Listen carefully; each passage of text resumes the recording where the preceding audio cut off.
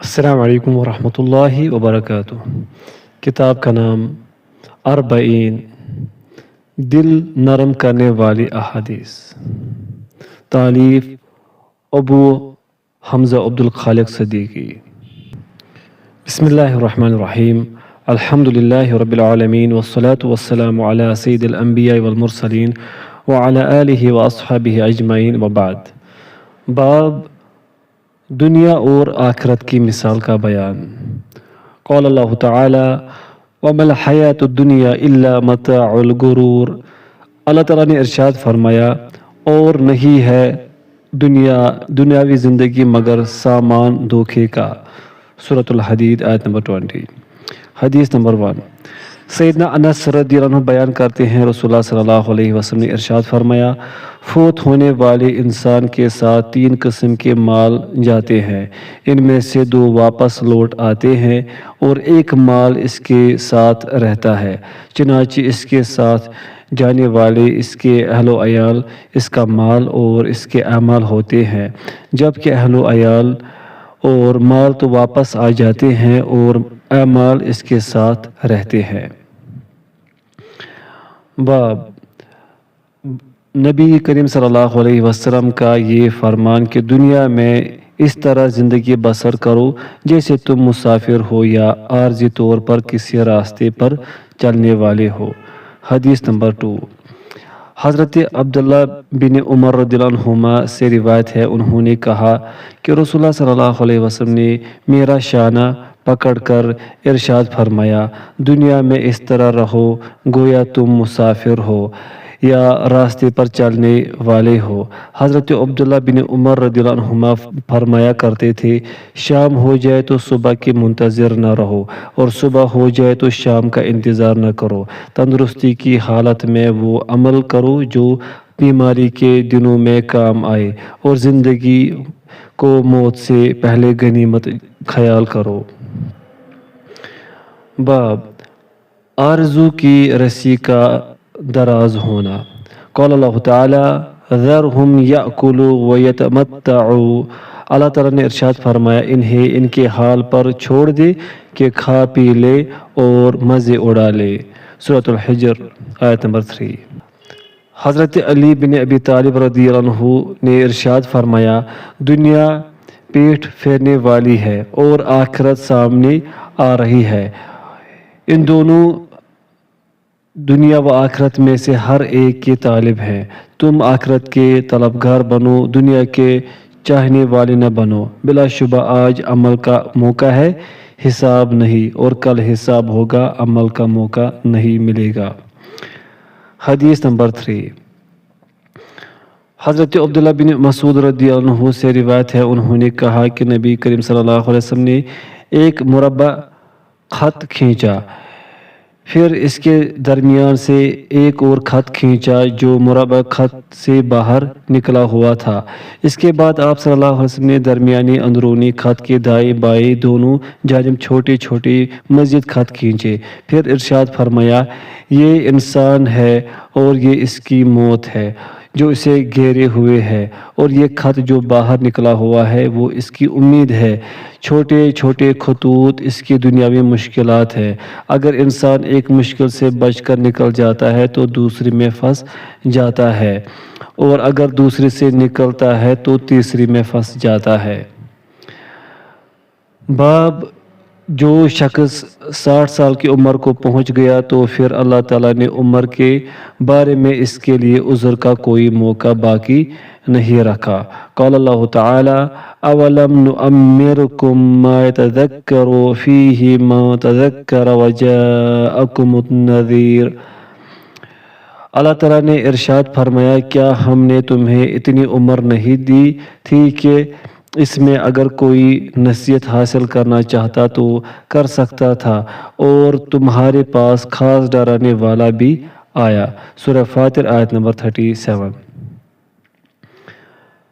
حدیث نمبر 4، حضرت ابو ہریرہ رضی اللہ عنہ سے روایت ہے، وہ نبی کریم صلی اللہ علیہ وسلم سے بیان کرتے ہیں کہ آپ صلی اللہ علیہ وسلم نے ارشاد فرمایا، اللہ تعالیٰ نے اس آدمی کے عذر کے متعلق حجت کا تمام کر دی جس کی موت کو مؤخر کیا یہاں تک کہ وہ 60 سال کی عمر کو پہنچ گیا۔ حدیث نمبر 5، اور انہی حضرت ابو ہریرہ رضی اللہ عنہ سے روایت ہے، انہوں نے کہا کہ میں نے رسول اللہ صلی اللہ علیہ وسلم کو یہ فرماتے ہوئے سنا، بوڑھے انسان کا دل 2 چیزوں کے بارے میں ہمیشہ جمع رہتا ہے، ان میں سے ایک دنیا کی محبت اور دوسرے لمبی امید۔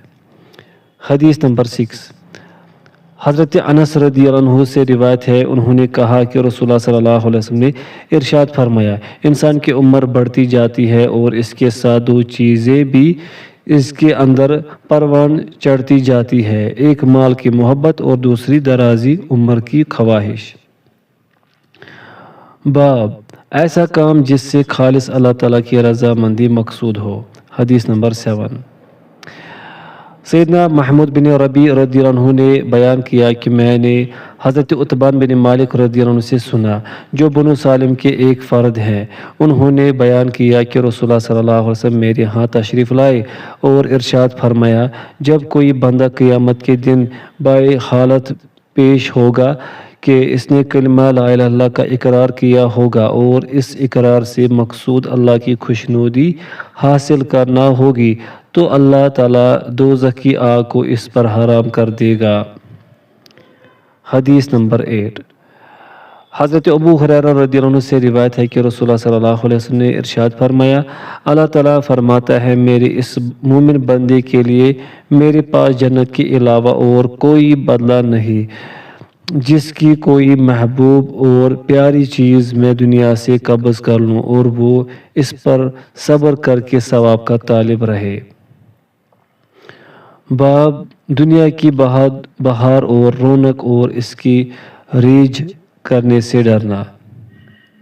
حدیث نمبر 9، حضرت عمر بن عوف رضی اللہ عنہ سے روایت ہے، جو بنو عامر بن لؤی کے حلیف ہے اور غزوہ بدر میں رسول اللہ صلی اللہ علیہ وسلم کے ہمراہ شریک تھے، انہوں نے بتایا کہ رسول اللہ صلی اللہ علیہ وسلم نے حضرت ابو عبیدہ بن جراح رضی اللہ عنہ کو بحرین میں جزیہ وصول کرنے کے لیے روانہ کیا۔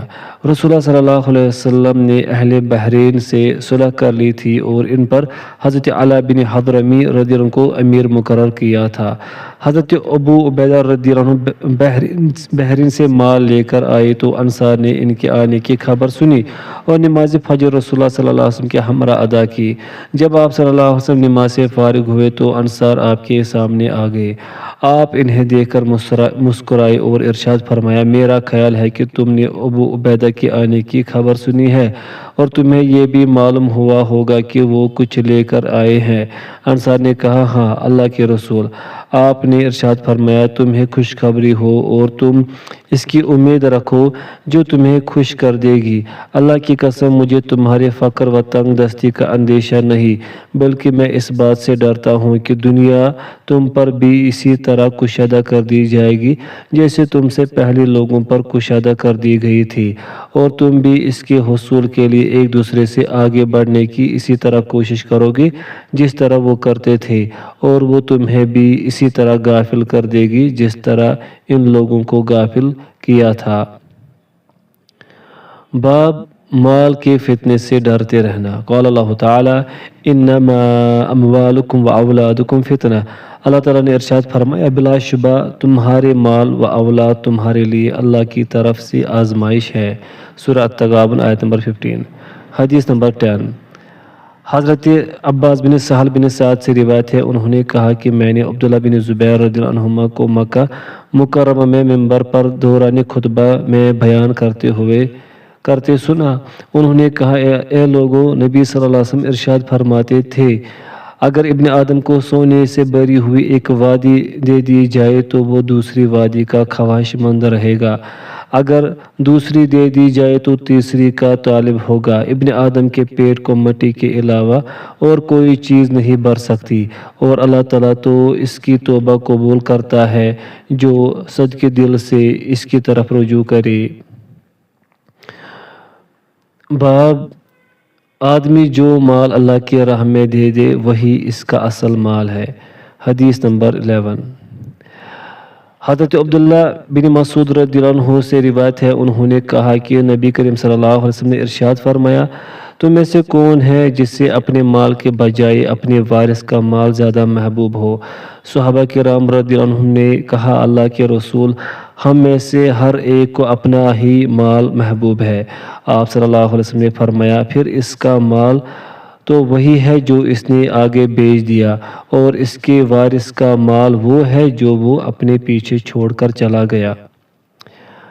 باب فقر کی فضیلت کا بیان۔ حدیث نمبر 12۔ حضرت سہل بن سعد سعدی رضی اللہ عنہ سے روایت ہے کہ ایک آدمی رسول اللہ صلی اللہ علیہ وسلم کے پاس سے گزرا تو آپ نے اپنے پاس بیٹھنے والے ایک شخص سے فرمایا، اس آدمی کے متعلق تمہاری کیا رائے ہے؟ اس نے جواب دیا، یہ معزز لوگوں میں سے ہے، اللہ کی قسم یہ اس لائق ہے کہ اگر کسی کو پیغام نکاح بھیجے تو اس کا نکاح کر دیا جائے، اور اگر کسی کی سفارش کرے تو قبول کی جائے۔ رسول اللہ صلی اللہ علیہ وسلم یہ سن کر خاموش رہے۔ پھر ایک اور آدمی وہاں سے گزرا تو آپ نے اس سے اس کے متعلق پوچھا، اس کے متعلق تمہاری کیا رائے ہے؟ اس نے کہا، اللہ کے رسول، یہ صاحب تو مسلمان کے غریب طبقے سے ہے، یہ اس لائق ہے کہ اگر کسی کو نکاح کا پیغام بھیجے تو اس کا نکاح نہ کیا جائے، اگر سفارش کرے تو قبول نہ کی جائے، اور اگر بات کرے تو اس کی بات نہ سنی جائے۔ رسول اللہ صلی اللہ علیہ وسلم نے ارشاد فرمایا، اللہ کے ہاں یہ محتاج پہلے مالدار سے بہتر ہے، خواہ ایسے مالدار لوگوں سے زمین بھری ہوئی ہو۔ حدیث نمبر 13۔ حضرت ابو وائل سے روایت ہے، انہوں نے کہا، ہم نے حضرت خباب بن ارت رضی اللہ عنہ کی عیادت کی تو انہوں نے فرمایا، ہم نے نبی صلی اللہ علیہ وسلم کے ہمراہ اللہ تعالیٰ کی رضا جوئی کے لیے ہجرت کی تو ہمارا اجر اللہ کے ذمہ ثابت ہو گیا۔ ہم میں سے کچھ ساتھی اللہ کے پیارے ہو گئے اور انہوں نے اپنے اجر سے کچھ نہ لیا۔ ان میں سے حضرت مصعب بن عمیر رضی اللہ عنہ بھی ہیں جو غزوہ احد میں شہید ہوئے تھے۔ انہوں نے ترکے میں صرف ایک چادر چھوڑی تھی، جب ہم بطور کفن ان کا سر ڈھانپتے تو ان کے پاؤں کھل جاتے، اور جب ان کے پاؤں چھپاتے تو سر ننگا ہو جاتا۔ چنانچہ نبی صلی اللہ علیہ وسلم نے ہمیں حکم دیا کہ ہم ان کا سر ڈھانپ دیں اور پاؤں پر اذخر گھاس ڈال دیں، اور ہم میں سے کچھ وہ بھی ہیں جن کے پھل دنیا میں خوب پکے اور وہ مزے سے چن چن کر کھا رہے ہیں۔ حدیث نمبر 14۔ حضرت عائشہ رضی اللہ عنہا سے روایت ہے، انہوں نے فرمایا، نبی کریم صلی اللہ علیہ وسلم کی وفات ہوئی تو میرے توشہ دان میں کوئی گلا نہ تھا جو کسی جاندار کے کھانے کے قابل ہوتا، البتہ تھوڑے سے جو میرے توشہ دان میں تھے، میں انہی سے کھاتی رہی۔ آخر کار جب بہت دن گزر گئے تو میں نے ان کا وزن کیا، چنانچہ وہ ختم ہو گئے۔ باب نبی کریم صلی اللہ علیہ وسلم اور آپ کے صحابہ کے گزران کا بیان اور دنیا کے مزوں سے ان کا علیحدہ رہنا۔ حدیث نمبر 15۔ حضرت ابو ہریرہ رضی اللہ عنہ سے روایت ہے، وہ بیان کرتے ہیں کہ اللہ کی قسم جس کے سوا کوئی معبود برحق نہیں، میں بعض اوقات بھوک کے مارے زمین پر اپنے پیٹ کے بل لیٹ جاتا اور بھوک کی وجہ سے اپنے پیٹ پر پتھر باندھ لیتا تھا۔ ایک دن ایسا ہوا کہ میں اس راستے پر بیٹھ گیا جہاں صحابہ کرام کی آمد و رفت تھی۔ حضرت ابوبکر رضی اللہ عنہ وہاں سے گزرے تو میں نے ان سے کتاب اللہ کی ایک آیت کے متعلق پوچھا۔ میرے پوچھنے کا مقصد صرف یہ تھا کہ وہ مجھے کچھ کھلائے پلائے، لیکن وہ بغیر کچھ کیے وہاں سے چل دیے۔ پھر حضرت عمر رضی اللہ عنہ میرے پاس سے گزرے تو میں نے ان سے بھی قرآن مجید کی ایک آیت کے متعلق دریافت کیا، اور دریافت کرنے کا مطلب صرف یہ تھا کہ وہ مجھے کچھ کھلائے پلائے، لیکن وہ بھی کچھ کیے بغیر چپکے سے گزر گئے۔ ان کے بعد پیارے پیغمبر ابو القاسم صلی اللہ علیہ وسلم میرے پاس سے گزرے۔ آپ صلی اللہ علیہ وسلم نے جب مجھے دیکھا تو مسکرا دیے، میرے چہرے کو آپ نے تاڑ لیا اور میرے دل کی بات سمجھ گئے۔ پھر آپ نے ارشاد فرمایا، اے ابو ہریرہ، میں یہاں پر اے ابو ہر، میں نے کہا، اللہ کے رسول میں حاضر ہوں۔ آپ نے ارشاد فرمایا میرے ساتھ آ جاؤ۔ چنانچہ جب آپ چلنے لگے تو میں بھی آپ کے پیچھے ہو لیا۔ آپ گھر کے اندر تشریف لے گئے، پھر میں نے اندر آنے کی اجازت مانگی تو آپ نے مجھے اجازت دے دی۔ جب آپ اندر گئے تو آپ کو ایک پیالے میں دودھ ملا۔ آپ نے پوچھا یہ دودھ کہاں سے آیا ہے؟ اہل خانہ نے کہا یہ فلاں مرد یا عورت نے آپ کے لیے تحفہ بھیجا ہے۔ آپ صلی اللہ علیہ وسلم نے ارشاد فرمایا اے ابو ہر، میں نے عرض کی لبیک اللہ کے رسول۔ آپ نے ارشاد فرمایا اہل صفہ کے پاس جاؤ اور انہیں بھی میرے پاس بلا لاؤ۔ اہل صفہ اہل اسلام کے مہمان تھے۔ وہ گھر بار اہل و عیال اور مال وغیرہ نہ رکھتے تھے اور نہ کسی کے پاس جاتے ہی تھے۔ جب آپ صلی اللہ علیہ وسلم کے پاس صدقہ آتا تو وہ ان کے پاس بھیج دیتے اور خود اس سے کچھ نہ کھاتے تھے، اور جب آپ کے پاس ہدیہ آتا تو اس سے کچھ خود بھی کھا لیتے اور ان کے پاس بھی بھیج دیتے تھے اور انہیں اس میں شریک کر لیتے تھے۔ مجھے یہ بات ناگوار گزری۔ میں نے سوچا کہ اس دودھ کی مقدار کیا ہے جو وہ اہل صفہ میں تقسیم ہو؟ اس کا حقدار تو میں تھا کہ اسے نوش کر کے کچھ قوت حاصل کرتا۔ جب اہل صفہ آئیں گے تو رسول اللہ صلی اللہ علیہ وسلم مجھے ہی فرمائیں گے تو میں ان میں تقسیم کروں گا۔ مجھے تو شاید اس دودھ سے کچھ بھی نہیں ملے گا، لیکن اللہ اور اس کے رسول صلی اللہ علیہ وسلم کی اطاعت اور ان کے حکم کی بجا آوری کے سوا کوئی چارہ بھی نہ تھا۔ چنانچہ میں ان کے پاس آیا اور انہیں آپ کی دعوت پہنچائی۔ وہ آئے اور انہوں نے اندر آنے کی اجازت مانگی تو انہیں اجازت مل گئی۔ پھر وہ آپ صلی اللہ علیہ وسلم کے گھر میں اپنی اپنی جگہ پر فروکش ہو گئے۔ آپ نے ارشاد فرمایا اے ابو ہر، میں نے عرض کی لبیک اللہ کے رسول۔ آپ نے فرمایا پیالہ لو اور سب حاضرین کو دودھ پلاؤ۔ میں نے وہ پیالہ پکڑا اور ایک ایک کو پلانے لگا۔ ایک شخص جب پی کر سیراب ہو جاتا تو مجھے پیالہ واپس کر دیتا، پھر میں دوسرے شخص کو دیتا، وہ بھی سیر ہو کر پیتا، پھر پیالہ مجھے واپس کر دیتا۔ اسی طرح تیسرا پی کر پھر پیالہ مجھے واپس کر دیتا، یہاں تک کہ میں نبی صلی اللہ علیہ وسلم تک پہنچا جبکہ تمام اہل صفہ دودھ پی کر سیراب ہو چکے تھے۔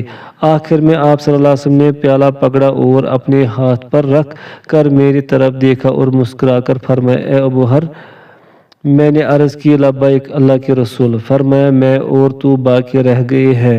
میں نے کہا اللہ کے رسول آپ نے سچ ارشاد فرمایا ہے۔ آپ نے ارشاد فرمایا بیٹھ جاؤ اور اسے نوش کرو۔ چنانچہ میں بیٹھ گیا اور دودھ پینا شروع کر دیا۔ آپ نے دوبارہ فرمایا اور پیو۔ آپ مجھے اور پینے کا مسلسل کہتے رہے حتیٰ کہ مجھے کہنا پڑا کہ اس ذات کی قسم جس نے آپ کو حق کے ساتھ مبعوث کیا ہے، اب پینے کی بالکل گنجائش نہیں، اس کے لیے میں کوئی راہ نہیں پاتا۔ آپ صلی اللہ علیہ وسلم نے ارشاد فرمایا پھر مجھے دے دو۔ میں نے وہ پیالہ آپ کو دے دیا۔ آپ صلی اللہ علیہ وسلم نے اللہ تعالیٰ کی حمد و ثنا کی اور بسم اللہ پڑھ کر ہم سب کو بچا ہوا دودھ خود نوش فرمایا۔ حدیث نمبر 16۔ حضرت سعد بن ابی وقاص رضی اللہ عنہ سے روایت ہے، انہوں نے کہا کہ میں سب سے پہلا عربی ہوں جس نے اللہ کے راستے میں تیر چلایا۔ ہم نے اس حال میں وقت گزارا ہے کہ ہم جہاد کرتے تھے لیکن ہمارے پاس حبلہ کے پتوں اور کیکر کے چھلکے کے علاوہ دوسری کوئی چیز کھانے کے لیے نہ تھی، اور خشکی کے سبب ہمیں بکری کی مینگنیوں کی طرح قضائے حاجت ہوتی تھی، اس میں کچھ بھی خلط ملط نہ ہوتا تھا۔ اب یہ بنو اسد کے لوگ مجھے اسلام سکھا کر درست کرنا چاہتے ہیں، پھر تو میں بدنصیب ٹھہرا اور میرا سارا کیا دھرا اکارت گیا۔ حدیث نمبر 17۔ حضرت عائشہ رضی اللہ عنہا نے بیان کیا کہ محمد صلی اللہ علیہ وسلم کے گھر والوں کو مدینہ آنے کے بعد کبھی 3 دن تک گیہوں کی روٹی کھانے کے لیے نہیں ملی، یہاں تک کہ حضرت صلی اللہ علیہ وسلم کی روح قبض ہو گئی۔ حدیث نمبر 18۔ اور انہی سے روایت ہے، انہوں نے حضرت عروہ بن زبیر سے فرمایا اے میرے بانجے، ہمارا یہ حال تھا کہ ہم 2 ماہ میں 3 چاند دیکھتے تھے اور رسول اللہ صلی اللہ علیہ وسلم کے گھروں میں آگ نہیں سلگتی تھی۔ میں نے پوچھا پھر تمہارا گزارا کیسے ہوتا تھا؟ انہوں نے فرمایا دو سیاہ چیزوں پر، یعنی پانی اور کھجوروں پر۔ ہاں، آپ کے کچھ انصاری پڑوسی تھے جن کے پاس دودھ دینے والی اونٹنیاں تھیں، وہ رسول اللہ صلی اللہ علیہ وسلم کے لیے دودھ بیچ دیتے اور آپ ہمیں وہی دودھ پلا دیتے تھے۔ حدیث نمبر 19۔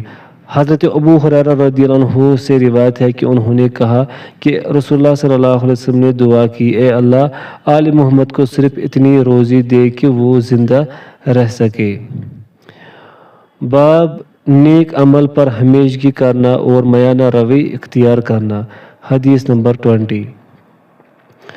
حضرت ابو ہریرہ رضی اللہ عنہ سے روایت ہے انہوں نے کہا کہ رسول اللہ صلی اللہ علیہ وسلم نے فرمایا، تم میں سے کسی شخص کو اس کا عمل نجات نہیں دلا سکے گا۔ صحابہ نے پوچھا اللہ کے رسول آپ کو بھی نہیں؟ آپ نے ارشاد فرمایا مجھے بھی نہیں، الا یہ کہ مجھے اللہ تعالیٰ اپنی رحمت کے سائے میں لے لے، لہٰذا تم درستی کے ساتھ عمل جاری رکھو، میانہ روی اختیار کرو، صبح اور شام نیز رات کے کچھ حصے میں نکلا کرو، اعتدال کے ساتھ سفر جاری رکھو، اس طرح تم منزل مقصود کو پہنچ جاؤ گے۔ باب اللہ سے خوف کے ساتھ امید بھی رکھنا۔ حدیث نمبر 21۔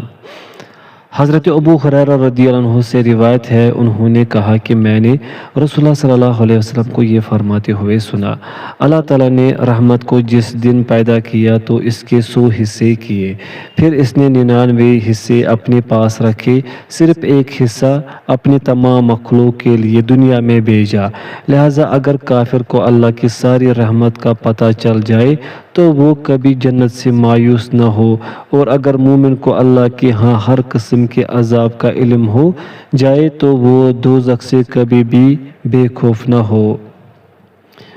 باب اللہ کے حرام کی ہوئی چیزوں سے بچنا، ان سے صبر کیے رہنا۔ قال اللہ تعالی انما یوفی الصابرون اجرهم بغیر حساب۔ اللہ تعالیٰ نے ارشاد فرمایا بلا شبہ صبر کرنے والوں کو بے حد و حساب اجر دیا جائے گا۔ سورۃ الزمر آیت نمبر 10۔ حضرت عمر رضی اللہ عنہ نے فرمایا ہم نے بہترین زندگی صبر ہی میں پائی ہے۔ حدیث نمبر 22۔ حضرت ابو سعید خدری رضی اللہ عنہ سے روایت ہے انہوں نے بیان کیا کہ انصار میں سے چند لوگوں نے رسول اللہ صلی اللہ علیہ وسلم سے کچھ مانگا، جس نے بھی آپ سے جو مانگا آپ نے اسے دیا، حتیٰ کہ جو مال آپ کے پاس تھا وہ ختم ہو گیا۔ جب سب کچھ ختم ہو گیا جو آپ نے اپنے دونوں ہاتھوں سے دیا تھا تو آپ نے ارشاد فرمایا جو اچھی چیز میرے پاس ہے وہ میں تم سے چھپا کر نہیں رکھتا، لیکن بات یہ ہے کہ جو تم میں سے بچتا رہے گا اللہ اس کو بچائے گا، جو صبر کرنا چاہے اللہ اسے صبر دے گا، اور جو کوئی گنا چاہتا ہے اللہ اسے مستغنی کر دے گا، اور تمہیں اللہ کی نعمت صبر سے بڑھ کر کوئی چیز نہیں ملی۔ حدیث نمبر 23۔ حضرت مغیرہ بن شعبہ رضی اللہ عنہ سے روایت ہے انہوں نے کہا نبی صلی اللہ علیہ وسلم اس قدر لمبی نماز پڑھتے کہ آپ کے دونوں قدموں پر ورم آ جاتا، آپ سے کہا جاتا تو آپ ارشاد فرماتے کیا میں شکر گزار بندہ نہ بنوں؟ باب زبان کی حفاظت کا بیان۔ حدیث نمبر 24۔ حضرت ابو ہریرہ رضی اللہ عنہ سے روایت ہے انہوں نے رسول اللہ صلی اللہ علیہ وسلم کو فرماتے سنا، بے شک بندہ ایک بات زبان سے نکالتا ہے اور اس کے متعلق غور و فکر نہیں کرتا، اس کی وجہ سے وہ دوزخ کے گھڑے میں اتنی دور جا گرتا ہے جس قدر مشرق اور مغرب کے درمیان مسافت ہے۔ باب اللہ سے ڈرنے کا بیان۔ حدیث نمبر 25۔ حضرت ابو سعید خدری رضی اللہ عنہ سے روایت ہے وہ نبی صلی اللہ علیہ وسلم سے بیان کرتے ہیں کہ آپ نے سابقہ امتوں میں سے ایک شخص کا ذکر کیا، اللہ تعالیٰ نے اسے مال و اولاد عطا فرمائی تھی، جب اس کی موت کا وقت قریب آیا تو اس نے اپنے بیٹوں سے کہا میں تمہارا کیسا باپ ہوں؟ انہوں نے کہا آپ ہمارے اچھے باپ ہیں۔ اس نے کہا تمہارے اس باپ نے اللہ کے ہاں کوئی نیکی جمع نہیں کی ہے، اگر اسے اللہ کے حضور پیش کیا گیا تو وہ اسے ضرور عذاب دے گا۔ اب میرا خیال رکھو، جب میں مر جاؤں تو میری لاش کو جلا دینا، یہاں تک کہ میں کوئلہ بن جاؤں تو مجھے پیس کر کسی تیز ہوا آندھی والے دن مجھے اس میں اڑا دینا۔ اس نے اپنے لڑکوں سے اس کے متعلق پختہ وعدہ لیا۔ قسم ہے میرے رب کی، اس کے بیٹوں نے ایسا ہی کیا۔ پھر اللہ تعالیٰ نے فرمایا ہو جا، تو وہ آدمی کی شکل میں کھڑا ہو گیا۔ اللہ تعالیٰ نے فرمایا اے میرے بندے، تجھے اس کام پر کس چیز نے آمادہ کیا؟ اس نے کہا تیرے خوف اور تیرے ڈر نے آمادہ کیا۔ اللہ تعالیٰ نے اس کا بدلہ یوں دیا کہ اس پر رحم فرمایا اور اسے معاف کر دیا۔ باب جہنم کو خواہشات نفسانی سے ڈھک دیا گیا ہے۔ حدیث نمبر 26۔ حضرت ابو ہریرہ رضی اللہ عنہ سے روایت ہے کہ رسول اللہ صلی اللہ علیہ وسلم نے ارشاد فرمایا دوزخ کے ارد گرد نفسانی خواہشات کی باڑ لگا دی گئی ہے، جبکہ جنت کو مشکلات اور دشواریوں سے ڈانپ دیا گیا ہے۔ باب جنت تمہارے جوتے کے تسمے سے بھی زیادہ تم سے قریب ہے اور اسی طرح جہنم بھی ہے۔ حدیث نمبر 27۔ حضرت عبداللہ بن مسعود رضی اللہ عنہ سے روایت ہے، انہوں نے کہا کہ نبی صلی اللہ علیہ وسلم نے ارشاد فرمایا جنت تمہارے جوتے کے تسمے سے بھی تم سے زیادہ قریب ہے اور دوزخ بھی اسی طرح ہے۔ باب اسے دیکھنا چاہیے جو نیچے درجے کا ہے، اسے نہیں دیکھنا چاہیے جس کا مرتبہ اس سے اونچا ہے۔ حدیث نمبر 28۔ حضرت ابو ہریرہ رضی اللہ عنہ سے روایت ہے، وہ رسول اللہ صلی اللہ علیہ وسلم سے بیان کرتے ہیں کہ آپ نے ارشاد فرمایا جب تم میں سے کوئی شخص کسی ایسے آدمی کو دیکھے جو مال و دولت اور شکل و صورت میں اس سے بڑھ کر ہے تو اس وقت اسے ایسے شخص کو بھی دیکھنا چاہیے جو اس سے کم درجے کا ہے۔ باب جس نے کسی نیکی یا بدی کا ارادہ کیا اس کا نتیجہ کیا ہے؟ حدیث نمبر 29۔ حضرت ابن عباس رضی اللہ عنہما سے روایت ہے، وہ نبی صلی اللہ علیہ وسلم سے بیان کرتے ہیں آپ نے اپنے رب عز و جل سے بیان کیا، آپ نے ارشاد فرمایا اللہ تعالیٰ نے نیکیاں اور برائیاں لکھی پھر انہیں صاف بیان کر دیا، لہذا جس نے نیکی کا ارادہ کیا لیکن اس پر عمل نہ کر سکا تو اللہ تعالیٰ اپنے پاس پوری نیکی لکھ دیتا ہے، اور اگر اس نے نیکی کا ارادہ کیا اور اس کے مطابق عمل بھی کیا تو اللہ تعالیٰ اس کے لیے اپنے پاس 10 نیکیوں سے لے کر 700 گنا نیکیاں لکھ دیتا ہے، بلکہ اس سے بھی بڑھا کر لکھتا ہے، اور جس نے برائی کا ارادہ کیا لیکن اس پر عمل نہ کیا تو اللہ تعالیٰ اس کے لیے اپنے پاس پوری نیکی لکھ دیتا ہے، اور اگر اس نے برائی کے ارادے کے بعد اس پر عمل کر لیا تو اللہ تعالیٰ اپنے ہاں اس کے لیے ایک برائی ہی لکھتا ہے۔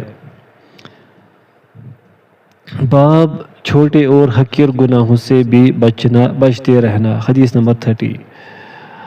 حضرت انس رضی اللہ عنہ سے روایت ہے، انہوں نے فرمایا کہ تم ایسے کام کرتے ہو جو تمہاری نظر میں بال سے بھی زیادہ باریک ہیں، جبکہ ہم لوگ نبی صلی اللہ علیہ وسلم کے عہد مبارک میں انہیں ہلاک کر دینے والے شمار کرتے تھے۔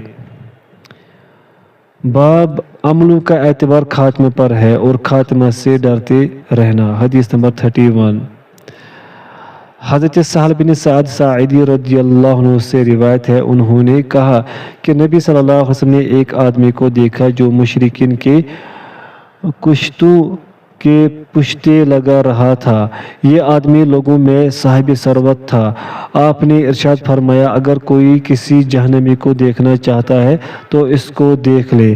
اس کے بعد ایک شخص اس کی نگرانی کرنے کے لیے اس کے پیچھے لگ گیا، وہ شخص مسلسل برسر پہ کر رہا تھا، وہ زخمی ہو گیا، زخموں کی ताब न लाकर वो जल्दी मरना चाहता था तो अपनी तलवार की धार अपने सीने पर रख दी, फिर इस पर अपना बोझ डाला तो वो इसके शानों को चीरती हुई निकल गई। नबी सल्लल्लाहु अलैहि वसल्लम ने इरशाद फरमाया, बंदा लोगों की नज़र में अहले जन्नत के काम करता रहता है हालांकि वो जहन्नमी होता है। इसके बरअक्स एक दूसरा आदमी लोगों के सामने अहले जहन्नम के काम करता है हालांकि वो जन्नती होता है। अमल का दारो मदार तो इनके खात्मे पर है। बाब रिया और शोहरत तलबी की मज़म्मत में हदीस नंबर 32। हज़रत सलमा बिन कुहैल से रिवायत है, उन्होंने कहा, मैंने हज़रत जुंदुब रज़ियल्लाहु अन्हु को कहते सुना कि नबी सल्लल्लाहु अलैहि वसल्लम ने इरशाद फरमाया, और हज़रत जुंदुब रज़ियल्लाहु अन्हु के बाद मैंने किसी को भी न ये कहते नहीं सुना कि नबी सल्लल्लाहु अलैहि वसल्लम ने फरमाया। चनाचे मैं हज़रत जुंदुब रज़ियल्लाहु अन्हु के करीब पहुंचा तो मैंने सुना वो कह रहे थे कि नबी सल्लल्लाहु अलैहि वसल्लम ने इरशाद फरमाया, जो इंसान शोहरत का तालिब हो अल्लाह ताला इसकी बंदगी सब को सुना देगा। इसी तरह जो कोई लोगों को दिखाने के लिए नेक काम करेगा अल्लाह ताला क़यामत के दिन इसकी रियाकारी ज़ाहिर कर देगा। बाब तवाज़ु यानी आजिज़ी करने के बयान में हदीस नंबर 33। हज़रत अनस रज़ियल्लाहु अन्हु से रिवायत है, उन्होंने कहा कि रसूलुल्लाह सल्लल्लाहु अलैहि वसल्लम की एक ऊँटनी थी जिसे अदबा कहा जाता था, कोई जानवर भी इसके आगे नहीं बढ़ सकता था। एक देहाती अपने ऊँट पर सवार आया और इससे आगे बढ़ गया। मुसलमानों पर ये मामला बहुत शाह गुजरा और कहने लगे, अफसोस अदबा पीछे रह गई। तो रसूलुल्लाह सल्लल्लाहु अलैहि वसल्लम ने इरशाद फरमाया, बेशक अल्लाह ताला ने खुद पर यह लाजिम कर लिया है कि दुनिया में वो किसी चीज़ को बुलंद करता है तो उससे नीचे भी लाता है। हदीस नंबर 34। हज़रत अबू हुरैरा रज़ियल्लाहु अन्हु से रिवायत है, उन्होंने कहा कि रसूलुल्लाह सल्लल्लाहु अलैहि वसल्लम ने इरशाद फरमाया, बेशक अल्लाह ताला का इरशाद है, जिसने मेरे किसी वली से दुश्मनी की इसके खिलाफ मेरी तरफ से ऐलानी जंग है। और मेरा बंदा जिन जिन इबादतों के ज़रिए से मेरा कुर्ब हासिल करता है इनमें से कोई इबादत मुझे इतनी पसंद नहीं जिस कदर वो इबादत पसंद है जो मैंने इस पर फ़र्ज़ की है। मेरा बंदा नवाफिल के ज़रिए से भी मुझसे इतना करीब हो जाता है कि मैं इससे मोहब्बत करने लग जाता हूँ। जब मैं इससे मोहब्बत करने लग जाता हूँ तो मैं इसका कान बन जाता हूँ जिससे वो सुनता है, इसकी आँख बन जाता हूँ जिससे वो देखता है, इसका हाथ बन जाता हूँ जिससे वो पकड़ता है, और इसका पाँव बन जाता हूँ जिससे वो चलता है।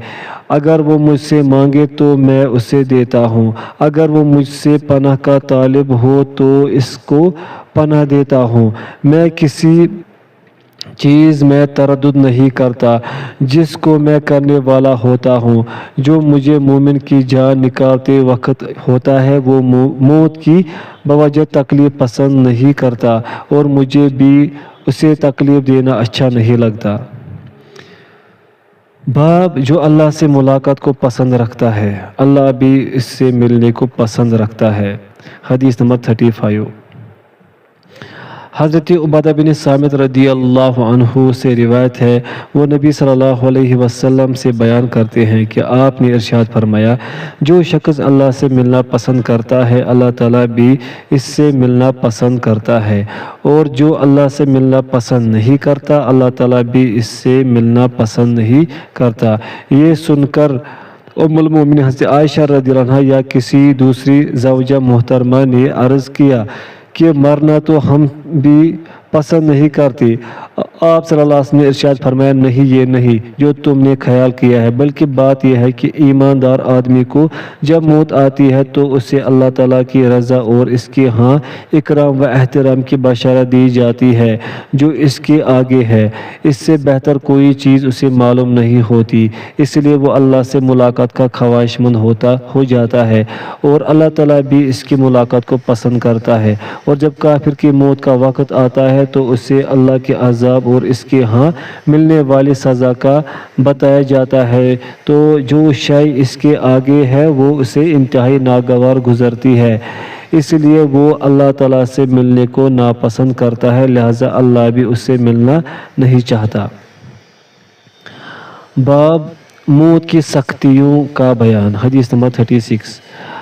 حضرت ابن عمر رضی اللہ عنہما سے روایت ہے، انہوں نے کہا کہ رسول اللہ صلی اللہ علیہ وسلم نے ارشاد فرمایا، جب تم میں سے کوئی مرتا ہے تو صبح و شام اس کا ٹھکانہ اسے دکھایا جاتا ہے، دوزخ یا جنت، پھر اسے کہا جاتا ہے یہ تیرے رہنے کی جگہ ہے یہاں تک کہ تو اس کی طرف اٹھایا جائے گا۔ باب قیامت کے دن بدلہ لیا جانا۔ حدیث نمبر 37۔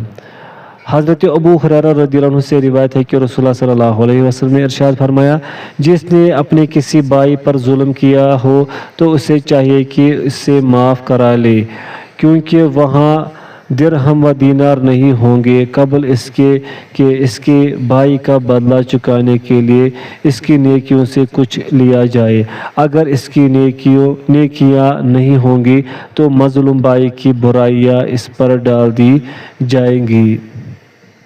حدیث نمبر 38۔ حضرت ابو سعید خدری رضی اللہ عنہ سے روایت ہے، انہوں نے کہا کہ رسول اللہ صلی اللہ علیہ وسلم نے ارشاد فرمایا، اہل ایمان جہنم سے چھٹکارا پا جائیں گے تو دوزخ و جنت کے درمیان انہیں ایک پل پر روک لیا جائے گا، پھر دنیا میں جو ایک دوسرے پر ظلم و ستم کیا ہوگا اس کا قصاص اور بدلہ لیا جائے گا، حتیٰ کہ جب وہ پاک صاف ہو جائیں گے تو انہیں جنت میں جانے کی اجازت ہوگی۔ اس ذات کی قسم جس کے ہاتھ میں محمد کی جان ہے، اہل جنت میں سے ہر ایک جنت میں اپنا مقام دنیا میں اپنے گھر کی نسبت زیادہ جاننے والا ہوگا۔ باب جنت کا بیان۔ حدیث نمبر 39۔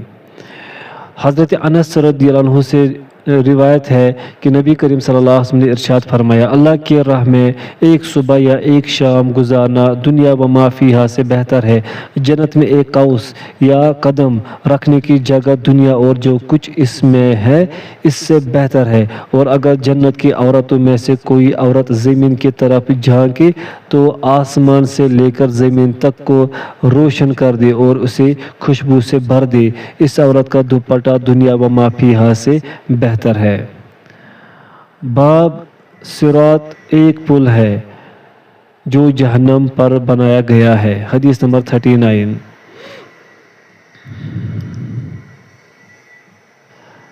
حضرت ابو ہریرہ رضی اللہ عنہ سے روایت ہے، انہوں نے کہا کہ کچھ لوگوں نے پوچھا، اللہ کے رسول ہم قیامت کے دن اپنے رب کو دیکھ سکیں گے؟ آپ نے ارشاد فرمایا، کیا سورج دیکھنے میں تمہیں کوئی دشواری ہوتی ہے جبکہ اس پر کوئی بادل وغیرہ نہ ہو؟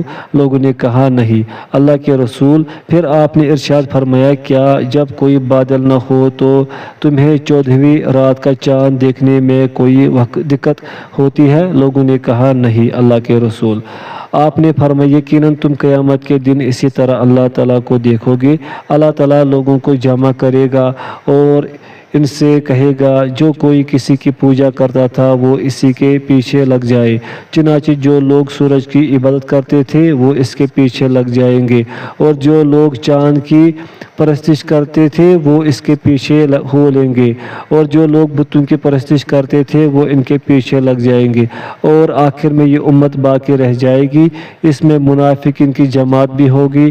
اس وقت اللہ تعالیٰ ان کے سامنے اس صورت میں آئے گا جس کو وہ پہچانتے نہ ہوں گے، اور ان سے کہے گا، میں تمہارا رب ہوں۔ لوگ کہیں گے، تجھ سے اللہ کی پناہ، ہم اپنی جگہ پر اس وقت تک رہیں گے جب تک ہمارا رب ہمارے سامنے نہ آئے۔ جب ہمارا رب ہمارے سامنے آئے گا تو ہم اسے پہچان لیں گے، پھر حق تعالیٰ اس صورت میں آئے گا جس کو وہ پہچانتے ہوں گے اور ان سے کہے گا، میں تمہارا رب ہوں۔ لوگ کہیں گے، واقعی تو ہمارا رب ہے، پھر اسی کے پیچھے ہو لیں گے اور جہنم پر پل رکھا جائے گا۔ رسول اللہ صلی اللہ علیہ وسلم نے ارشاد فرمایا، فرمایا میں سب سے پہلا شخص ہوں گا جو اس پل کا عبور کروں گا۔ اس دن رسولوں کی دعا یہ ہوگی اے اللہ سلامتی سے گزار دے، اے اللہ سلامتی سے گزار دے۔ پل صراط کے ساتھ سعدان کے کانٹوں کی طرح کانٹے ہوں گے۔ کیا تم نے سعدان کے کانٹے دیکھے ہیں؟ لوگوں نے کہا اللہ کے رسول ہاں دیکھے ہیں۔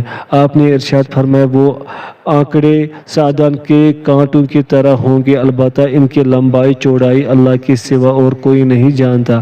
وہ لوگوں کو ان کے اعمال کے مطابق پکڑ لیں گے، ان میں سے کچھ تو اپنے اعمال کی پاداش میں ہلاک ہو جائیں گے اور کچھ زخمی ہو کر نجات پا جائیں گے، یہاں تک کہ جب اللہ تعالیٰ اپنے بندوں میں فیصلے سے فارغ ہوگا اور جہنم سے انہیں نکالنا چاہے گا جنہیں نکالنے کی اس کی مشیت ہوگی۔ وہ جو گواہی دیتے تھے کہ اللہ کے سوا کوئی معبود برحق نہیں ہے، تو اللہ فرشتوں کو حکم دے گا کہ وہ ایسے لوگوں کو جہنم سے نکالے۔